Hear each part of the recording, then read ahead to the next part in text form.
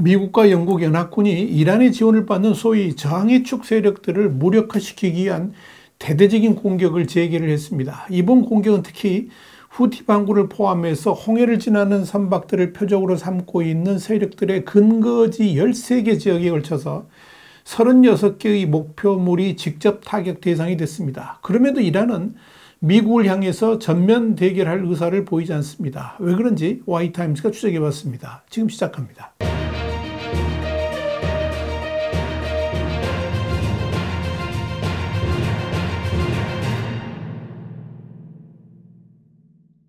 영국의 텔레그래프는 현지 시간으로 4일 미국 구축함 2척이 주력 순항 미사일인 토마호크 등을 발사했으며 이 지역에 파견된 항공모함 아이젠하워에서는 F-18 등 전투기도 출격했다 그랬습니다. 이날 공격에는 미군뿐만 아니라 영국과 호주, 바레인, 캐나다, 덴마크, 네덜란드, 뉴질랜드 등의 연합군 등이 참여했다 이렇게 보도했습니다. 연합군이 이날 성명에서 우리의 목표는 여전히 홍해의 긴장을 완화하고 안정을 회복하는 것이라 그러면서 우리는 계속되는 이 위협에 맞서서 세계에서 가장 중요한 해협 중 하나에서 생명과 상업의 자유로운 흐름을 방어하는 데 주저하지 않을 것이다. 이렇게 밝혔습니다.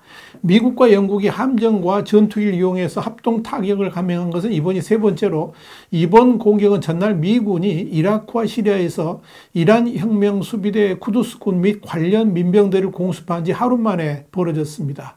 미 중부사령부에 따르면 이 공습은 작전 지휘 통제 시설, 로켓 미사일, 무인기 보관 창고 등 7개 지역에 85곳 이상의 목표물을 대상으로 진행됐습니다. 이와 관련해서 CNN은 미국이 이란과의 직접적인 전쟁은 피하면서 이란 지도부에 간접적인 메시지를 전달하기 위해서 이 지역에서 가장 강력한 대리인들을 겨냥했다 그랬습니다.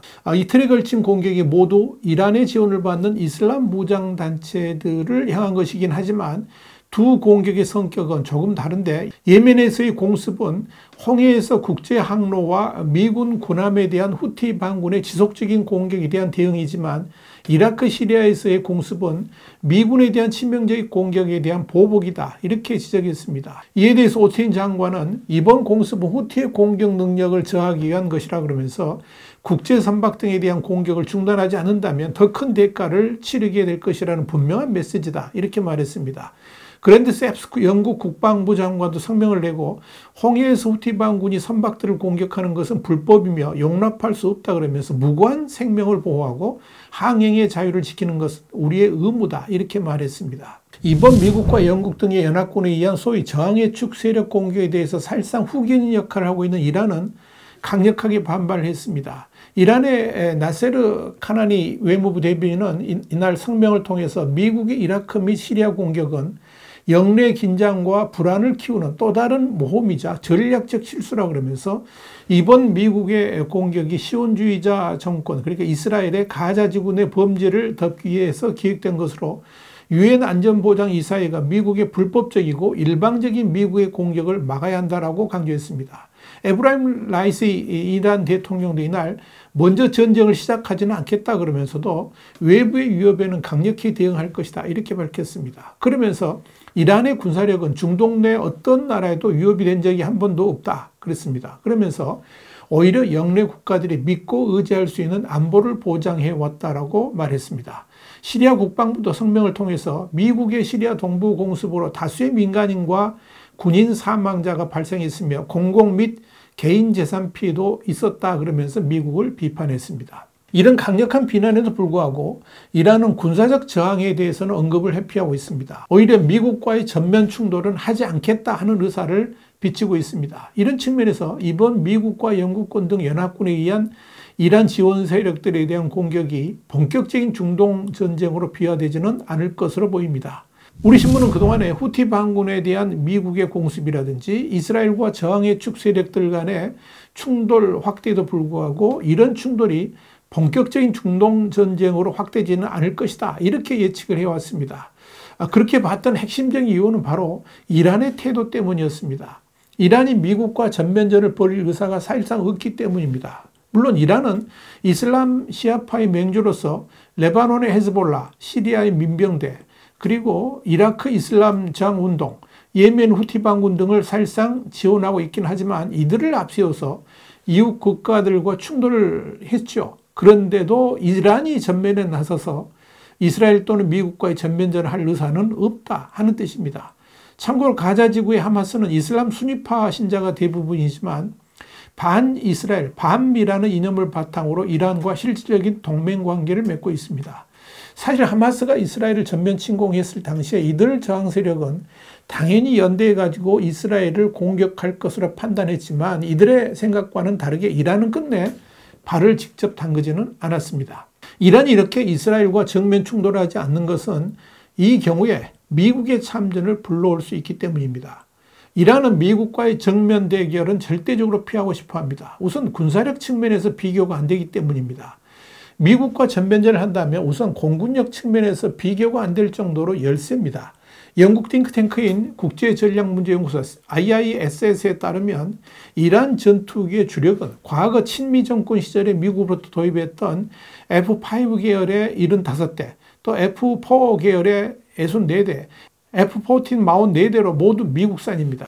문제는 이들 기종들이 이미 단종됐거나 퇴역 중인 기종으로 박물관 수준의 공중전력이라는 평가를 받고 있다는 점입니다. 이 정도 공군력으로는 이스라엘과 붙어도 쉽지 않습니다.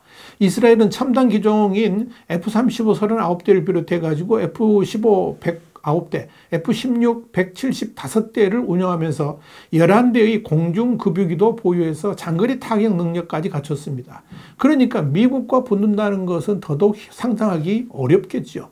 또한 이란 군대는 반혁명을 막기 위해서 군을 약 38명 수준의 이란 이슬람공화국군 그리고 21만 명 수준의 혁명수비대라는 두 개의 군대로 이원화해서 운영하고 있습니다. 그런데 사실상 이란의 군비는 혁명수비대가 최소 70% 이상을 쓰고 있어서 실제적으로 전쟁을 치러야 될 이란 이슬람공화국군은 허약하기 짝이 없습니다. 이란의 군사력이 내부 반란을 막는 데 집중하고 있어서 이런 기형적인 군대 조직이 만들어지게 된 겁니다. 그러니 이들 군사력으로 전쟁을 치르기는 역부족입니다. 더불어 전쟁을 지탱해 줄 경제력 또한 역부족이죠. 미국과 서방의 경제 제재로 세계 3위의 석유 매장량 그리고 2위의 가스 자원을 수출하지 못하고 있어서 그런 겁니다. 그러다 보니까 이란의 지난해 1인당 국내 총생산 그러니까 GDP는 4,234달러로 세계 122위에 불과합니다.